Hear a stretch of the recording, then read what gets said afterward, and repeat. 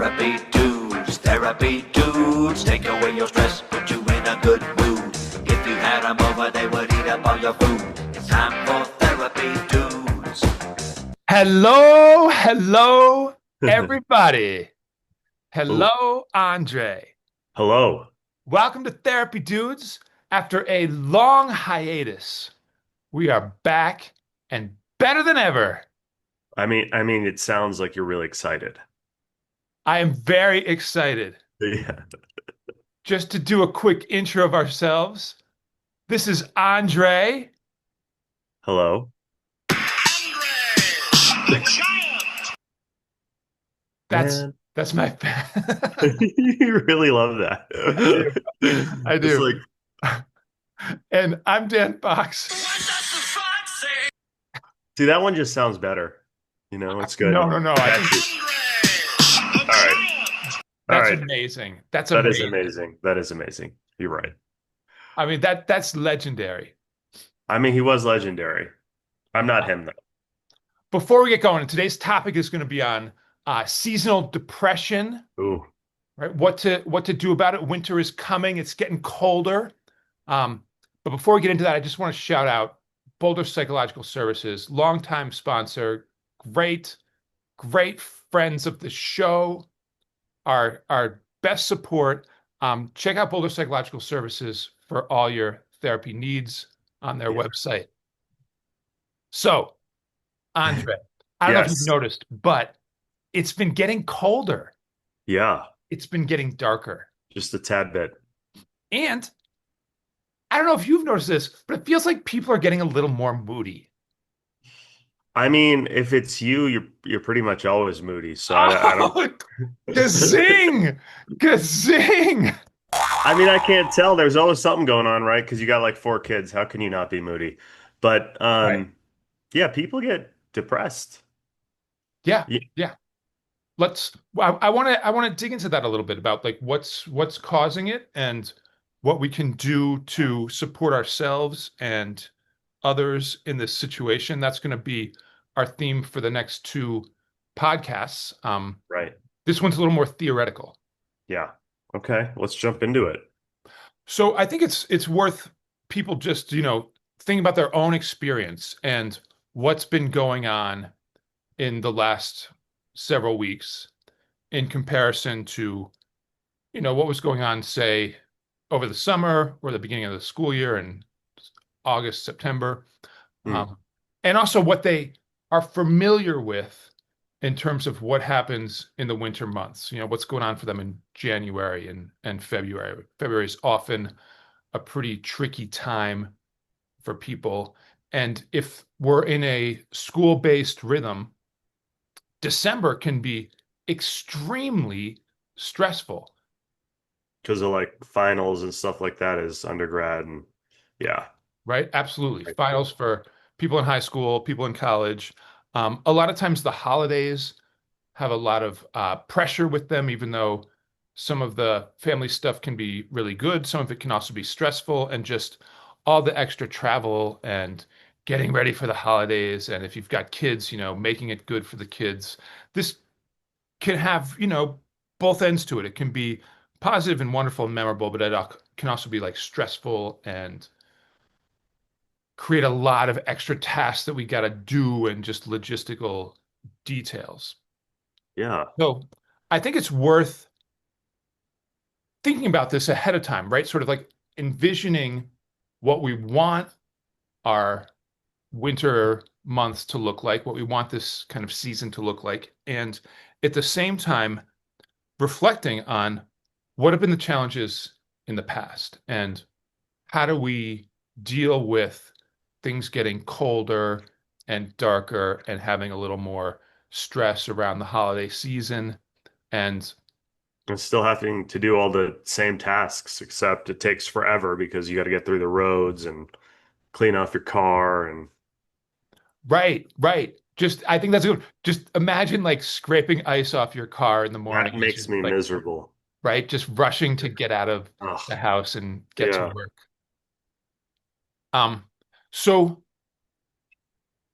I think like anything, having a plan is really helpful, right? Trying to troubleshoot and think about the patterns that are difficult. This goes back to basic cognitive behavioral therapy strategy, which is to recognize patterns that we don't like in our experience and to then brainstorm things that we could do with our thoughts, our behaviors, or our feelings to be able to try to change the whole emotional experience. Yeah. So I'm going to throw one at you right from the get-go. How Okay. are you going to change your experience of scraping ice off of the car in the morning when you're cold and you have to go to work and you feel like you're in a hurry? You know what it is? I never invest in like a good ice scraper. Good I like ice scraper. I never have I have one of those ones where you're like scraping and something breaks off and you got to put it back on um and I never have like a good pair of gloves or anything that makes it like I got this, you know? So I should just prepare better, honestly. I should get the right equipment and prepare better. This is reminding me that I learned once that in a pinch, you can use a credit card as the scraper. And then I spent like 2 weeks a couple of winters ago just using a credit card because I It didn't have a worked? scraper in the car. Oh, yeah, it totally works. I mean, it starts to kind of like wear down the edge of your credit card, but nobody needs that part Imagine. of it anyway. Not But with the tap. it is, I mean, when you're, thinking of inadequate tools, the credit card as your ice scraper definitely feels inadequate. And it wasn't like a great shining moment where I was like, oh, I'm living large. Like, look at my hack. I was like, this really sucks. I've got to get an ice scraper. But that's like that seems so simple, right? Get a good Right. ice scraper, get good gloves. But I think it's actually quite useful to try to be proactive around this stuff. Like, Yeah.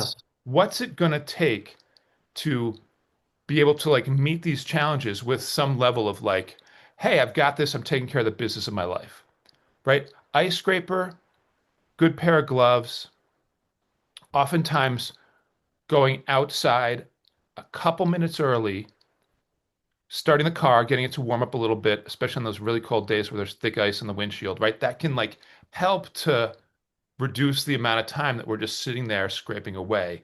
And Yeah. that that kind of stuff, like this is useful self-care. These are good life management skills, right? We'd much rather be proactive than reactive. Do I need to break those terms down for you, Andre? Maybe for our audience. Okay, so All for our right. audience, reactive, right? Whenever there's a problem, we can either be sort of anticipating it ahead of time, which is the proactive part, right? Like realizing, oh, something's coming, I got to be prepared for it. What do I want to do? We kind of rehearse our way Yeah. through the problem. We bring some ideas to the situation so that we can navigate it more smoothly.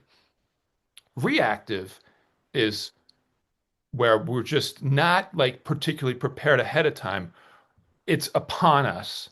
And now we've just got to deal with the crisis.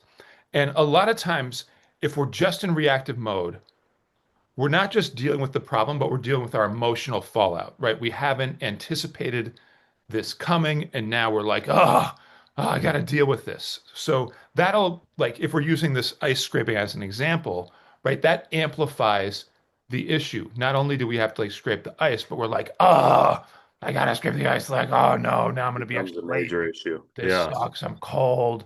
Ah, and it's a rough way to start the morning. Yeah. You know what?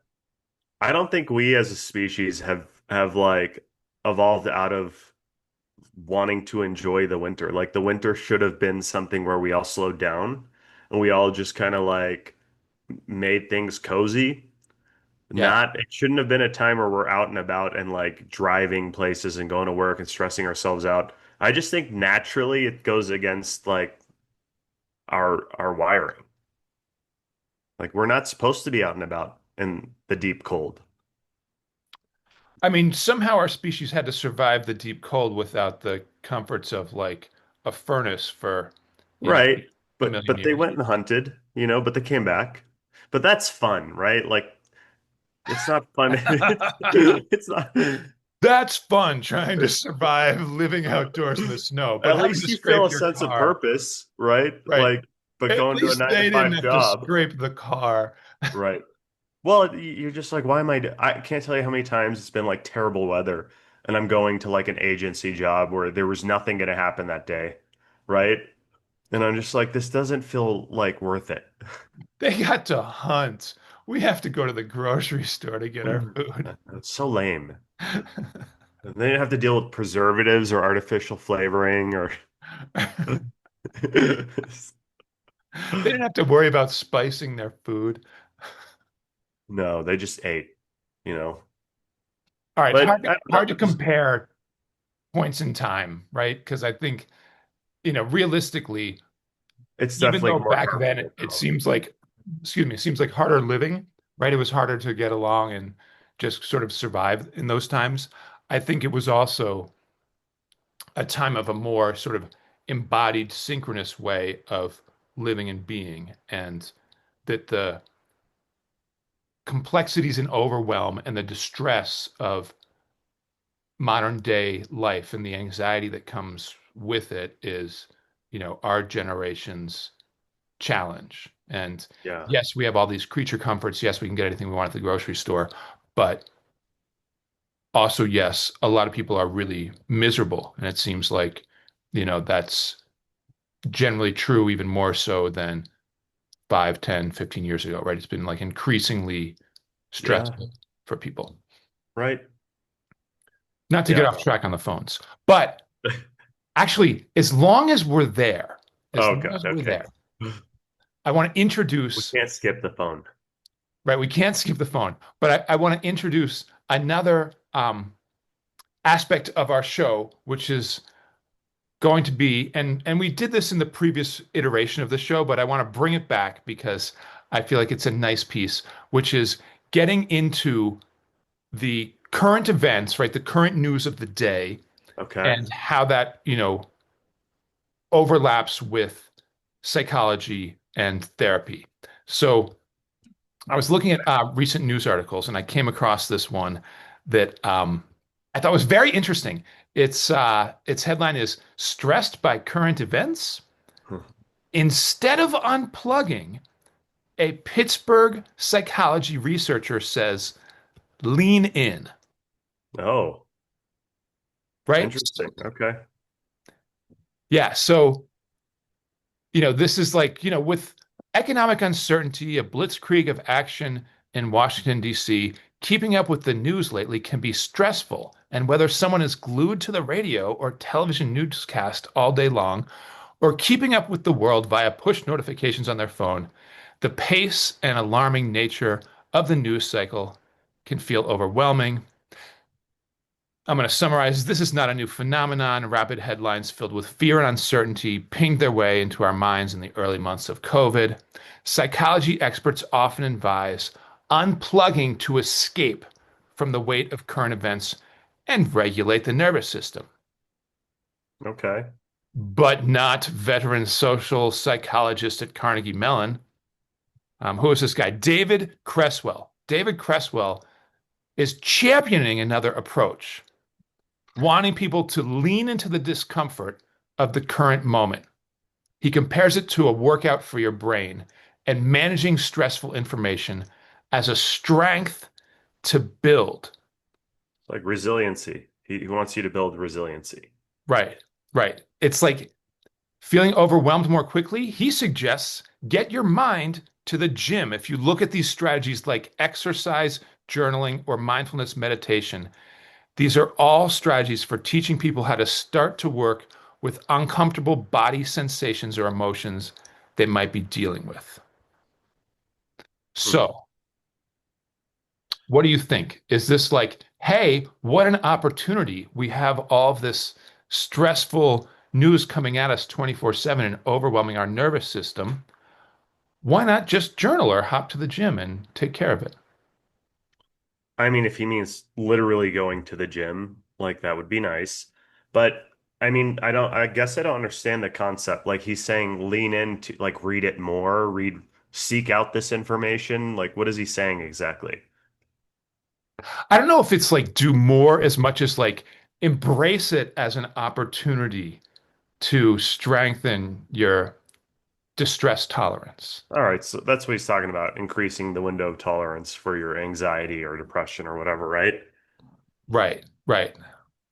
I mean, that has to be a conscious process. Like you have to understand why you're doing what you're doing. If you're sitting with discomfort, you have to understand that you're sitting with it to learn how to be okay with it and that you're going to be okay and you're going to challenge that experience, right? By using regulating techniques while you're sitting in it, right? So mindfulness, breathing, uh, skills, Journaling. Yeah. yeah, all that, yeah. So it sounds like a conscious process. I mean, that would make sense. Right. I think that if we look at the issue in a vacuum, it's like, oh, well, of course, like we could use this distressing news that's just proliferating every corner of our world as an opportunity to like develop these habits that help us tolerate distress and relax our nervous system. Sure. But we don't live in a vacuum. We have a lot of other things going on. We're juggling a lot of things. Most people are overwhelmed to be like, hey, rather than just tune out from the news cycle, which is just escaping, why not spend more time trying to like process what's going on and work on your nervous system, right? If that was something where we had like an infinite amount of time and no other obligations, I feel like okay, that would make total sense, but I don't think it's like a mandate, right? I don't think people are wrong to go, look, like my primary strategy for this is to like avoid having all this stuff like saturate my consciousness so that I don't have to like work on distress tolerance because it's not a priority. I would liken it to the idea that, if somebody is trying to manage their diet, right? You Mm. manage it at the grocery store. Don't buy a bunch of cookies and ice cream, right? I need to remind myself that constantly. But if we do take this approach, it's like, no, no, no. Put that stuff in your freezer and then just practice having like tolerance for these impulses so that you strengthen your like ability to manage the impulses. And it's like, okay, like sure, that's like one way to do it, but I'm gonna keep the stuff out of my house because I don't want to be sitting there at 10 p.m. trying to figure out how to not like get out of bed and go down and get a bowl of ice cream when my lizard brain is just going after it. And yes, that's like an issue that I could work on, but at the same time, I feel like it's not something that is a huge like I would rather just cut it off like at the source, right? Like not get this stuff into my house, not buy it at the grocery store, and just limit it. I feel like that's a better management strategy for me than to be like, I'm going to lean into this issue and try to like conquer my like addiction to sugary foods. It's really interesting because this morning actually I was reading this book. It's called How to Stop Worrying and Start Living. I don't know if you've heard of this book. I Um, I literally am stunned that you have time to like read and do, that like in the morning you've got obligations, son. well, What are you sometimes I doing? got sometimes I got some space. It's my way of waking up a little bit, you know. Um, but this author, he actually talks about the opposite of what we're bringing up here. He says a good way to, you know, detach and stop worrying is to find purposeful and meaningful tasks and just bury yourself in that sometimes. And he says, even though it can be kind of, like an artificial way of dealing with life stresses, it does train your mind to focus on things that are meaningful rather than worries and stuff like that that may never come to fruition, right? And it taps into the power of purpose, right? A Yeah. lot of times we're doing life without a sense of purpose. And that allows us to try to latch on to things that, might not even be good for us, but, we truly find ourselves investing in it because it's the only way we can get this sense of purpose. So, like political ideology, sometimes people get pretty extreme on both sides because maybe they haven't found purpose in their lives, right? And I mean, I was reading something like that in this book, but we have a tendency to exaggerate or catastrophize or make things bigger than they are, and then pour in a whole lot more purpose and meaning into something that really shouldn't have that much weight. Right. And so it's more meaningful to find things that are gonna catapult you towards your personal goals from day to day, rather than think about the things that happened yesterday that didn't work out or what could happen in the future that could not work out, right? What do you have in your immediate control? So it's I like interesting that. that you're telling me this about this article because I was just reading this today. That's cool. That's cool. All right, I know we got to wrap up in a minute, and I want to get back to our like main theme for this set of podcasts, which is seasonal depression, working Okay. with it. And I just want to go um, biology for a minute here because in the summers, we're getting more physical activity naturally. We're outside more, That's true. and we're also getting more sunlight. So I just want to mention these two issues before we wrap up, which is that figuring out how to maintain physical rhythm, right? Getting more indoor exercise because we're going to be outdoor less. Or, I mean, for some people, this is actually their favorite season, especially in Colorado, because they can go skiing or snowboarding, and it's like a great four-season sport place out here, outdoor sports, because of the mountains. And that kind of physical activity can be like really wonderful. And then you're outside for like 6 or 7 hours, just That's true. out in the mountains, um, which can be like beautiful and great, right? Like sort of embracing that there's like snow on the ground and going snowshoeing up at like Rocky Mountain National Park can be awesome. And if you're noticing that you're moody, I would try two things. One is getting like a vitamin D3 supplement, which a lot of us could use, especially this time of year.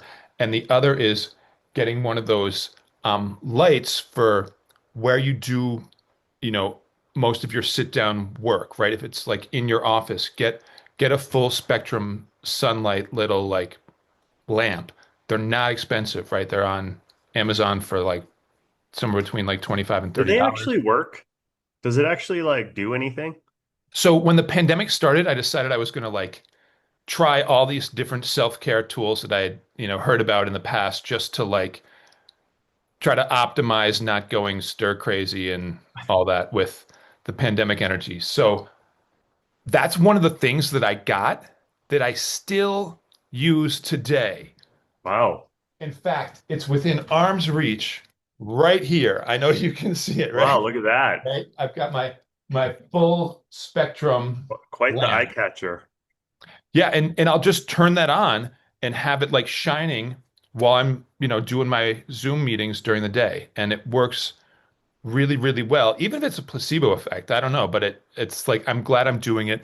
Just anything that feels like, hey, I'm taking a small step to do some self-care, I think is Hmm. a good thing to be in a rhythm with because it just kind of helps our mind to be like, okay, I'm like tending to myself. This Yeah. is good. I'm meeting the moment. All right. Well, we All need right. to get you lots of vitamin D Yes, I actually have some coming today from Amazon. because you've been Because moody. yes, I've been moody. All right. Um, next episode is episode 50. I'm so psyched. I have special little presents for you. Um, Oh, we'll be back with part two of this seasonal depression, thinking about like our own personal ways that we're going to tackle it this year. We're going to bring back Dear Abby, oh and yeah, we're, dear Abby. we're going to have this nice celebration of the gifts that I've got for Andre. Okay. All Wow. right. Like, subscribe, comment. Therapy dudes, therapy dudes. dudes, take away your stress, put you in a good mood. If you had them over, they would eat up all your food. It's time for therapy dudes. Therapy dudes, therapy dudes, take away your stress, put you in a good mood. Listen to them anytime you're coming undone.